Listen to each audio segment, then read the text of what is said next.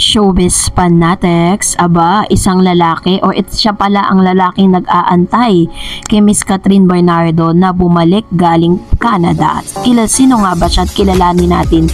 But before that, if you haven't subscribed yet to my YouTube channel, please don't forget to like, share, and subscribe at hit mo na rin ang notification bell for more showbiz updates. Bago tayo magpatuloy sa ating updates for today's video, ay nais ko po muna of course magpasalamat sa lahat ng mga legit viewers, subscribers at ang lahat ng mga legit na nagmamahal at sumusubaybay sa lahat ng ating mga updates. Maraming salamat po.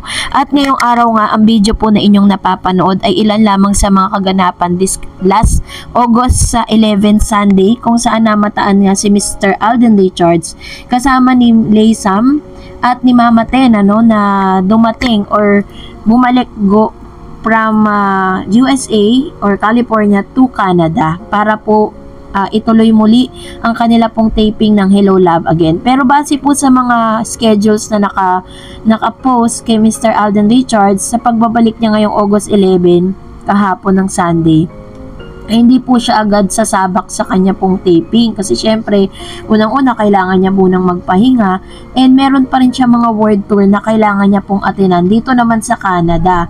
Sabi nga ng ilan na marahil makikita natin si Miss Catherine and Direk Cathy Garcia Sampana na naroroon na nakaupo habang nanonood ng concert ni Mr. Alden. So yun yung inaabangan nating lahat kung ano kaya ang magiging tagpo sa mga pagkakataon na yun, kasi alam naman natin na sa mga naganap na world tour talagang bidang-bida ni Mr. Alden Richards ang kanilang movie na Hello Love Again, kasi part din po yun para po maipromote niya sa ating mga OFW or mga Pilipino na nasa abroad yung kanilang movie.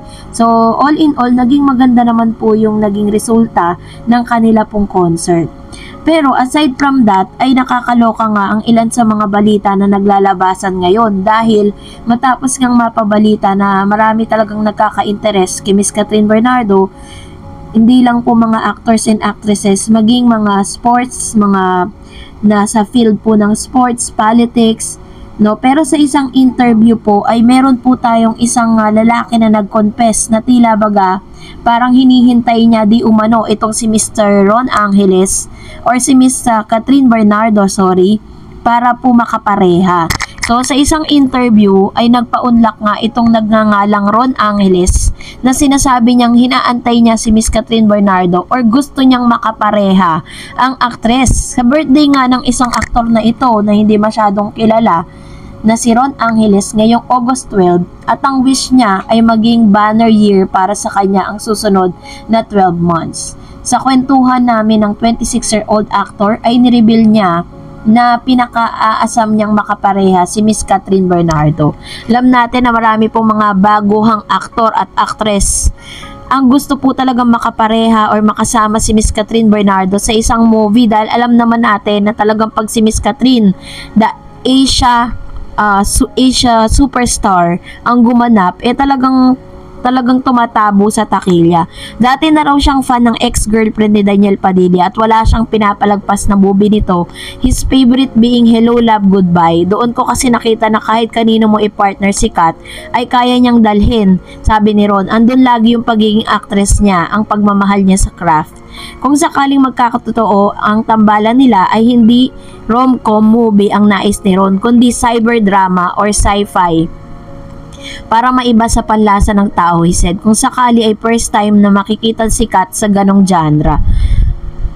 Pangarap lang naman ni Ron yun, kaya wag nang magtaas ng kilay ang mga intrigero at intrigera, sabi ng ilang mga writers. Anyway, hindi naman natin natanong si Ron kung crush din ba niya si Kat, pero napag-usapan naman ni birthday boy ang kanyang love life. Well, meron nga ba? Wala, hindi ko priority yan. Sa dami ng ginagawa ko ay baka di ko lang siya mapagtuunan ng panahon, sabi ni Ron. Ang kailangan ko ay taong makakaintindi sa trabaho ko, sa schedule ko. Hindi lang naman kasi sa showbiz nakatuon ng aktor, kundi sa kanyang business tulad ng isang restaurant sa QC at fitness center sa Parañaque City. Nabanggit nga pala ni Ron na may shoot siya, movie starting next month, pero hindi pa niya pwedeng sabihin ng pamagat. Napag-usapan pa rin ng manager niya si Brian D. of ng itong production na ito. So, ito po si Mr. Ron Angeles ay isang baguhang aktor na nagnanais din na makaparehang isang Miss Catherine Bernardo. Kaya nga sabi ng ilan, bakit daw maging ang mga baguhang aktor ay talagang inaasam? Kasi kahit naman talaga sino, 'di ba? Para pinapangarap na makatrabaho ang isang Catherine Bernardo. Pero sorry na lang sila. Dahil pagkatapos po ng Hello Love Again ay may mga directors na po na nagsabi na gusto nilang gawa ng teleserye si Miss Catherine at si Alden Richards. So kailangan nilang pumila. And for that, narito naman ang ilan sa mga komento ninyo. Basahin po natin. Unahin natin si Miss Isabelita Takatan. Sabi niya, bakit nyo naman pinapaniwalaan ang mga sinasabi niyan? Tao lang yan. Madaling gumawa ng kwento at para sumikat din siya kasi pinapasikat na niya kasi nakikiride on. True naman, 'di ba? Kasi yun yung po sa isang manghuhula nga na talagang ang dami po talagang hindi maka-move on with that. Na parang doon na lang talaga sila naniwala kaysa sa mga nakikita nila ngayon kay Miss Catherine at Alden Richards. Kaya tama yung sinabi ni Ma'am Isabelita, bakit ka maniniwala sa salita lang ng tao? 'Di ba? Maniwala ka dun sa talagang tangible na nakikita mo. Sabi ni Ma'am Gloria Lomeda, naku, wag magpaapekto sa hula, nasa dalawa ang kasagutan. At di sa hula-hula lang, marites din yan. Isa yan sa nais bumuwag ng cut din. Hindi niya hawak ang puso at isipan ng dalawa. Nais nila ng privacy, bakit ba ipilit yung sinisira? True. Biruin po ninyo, pagkatapos daw po di umanong lumabas yung mga sinabi nga po nitong isang fortune teller na to, talagang ang dami pong mga cut din fans ang nalungkot na hindi na po natin sila masisisi na maniwala, 'di ba? Pero pinaliwanag ko naman na sa inyo Sabi po naman po ni Miss Guest Person, pala kaibigan po talaga si Alden. Marami siyang friends sa babae at lalaki. Siguro dahil na rin sa maganda niyang attitude, kaya marami siyang kaibigan. Pero pagdating naman kay Catherine, ibang-ibang treatment niya Hindi pang friend zone ang ipinapakita niya kay Catherine. Talagang may something yung sila lang dalawa ang nakakaintindi.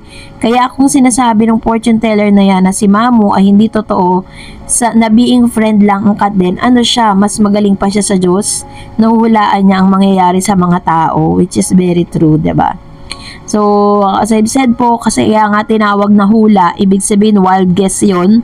Ibig sabihin, walang katotohanan sa mga yun, diba? Kasi parang lagi kasing ginagamit na subject yan ng ilang mga fortune teller. Kahit nga po si Jay Costura, 'di ba, na sikat na isang fortune teller din, sinabi niya na magkakabalikan pero hindi naman nangyari. Sabi ni Mr. Sir Compatible, hindi ko po ako naniniwala sa hula ni Mamu kasi kung matatandaan nyo, hinulaan din po niya si Kat at ang ex na magkakaayos pero hindi naman nangyari, 'di ba? So hindi ako naniniwala na wala pang feeling si Kat para kay Alden or si Alden para kay Kat. Basta't ako sila na. Yes, nasa sa inyo naman yan kung ano po yung dapat nating paniwalaan. And I know that you have your faith, diba? Alam naman natin kung ano yung we should always know how to distinguish the truth and lies, diba? So dahil meron tayong kanya-kanyang isip. And sabi naman ni Miss Herminia Mangilan, Miss Darreds, hindi ako naniniwala sa hula. Ang manghuhula, di nila alam kung kailan sila mamamatay. Kung alam nila kung kailan sila mamamatay, doon ako maniniwala sa kanila. Ay true, dapat mayaman na yung mga yan, 'di ba? Kaya nilang hulaan din sana kung ano yung tatama sa loto, kung talagang magaling sila manghula. At kung totoo talaga yung mga sinasabi nila, dapat sila yung number 1 mayaman ngayon. And sabi pa ng isa pang viewers natin, 'di ba sinabi ni Kat in one interview na hindi talaga siya sweet. So means hindi masyadong showy si Kat. Kasi po sa mga nakikita natin ngayon, may mga nambabash pa rin kasi kay Miss Catherine na parang si Mr. Alden Richards lang daw ang nagpapakita ng kaswitan dito po kay Miss Catherine. Totoo po yan, pero parang ang sagwa lang na kailangan ba makikita natin si Miss Catherine na nakapulupot kay Mr. Alden? Diba? Parang sagwa lang. So, kailangan lang talaga niyan lumugar. So, dahil dyan, salamat po sa inyong mga komento. And that's it for today. For more videos and updates, please don't forget to like and subscribe. And please don't forget to follow my Facebook page, Dar Eds TV. God bless everyone!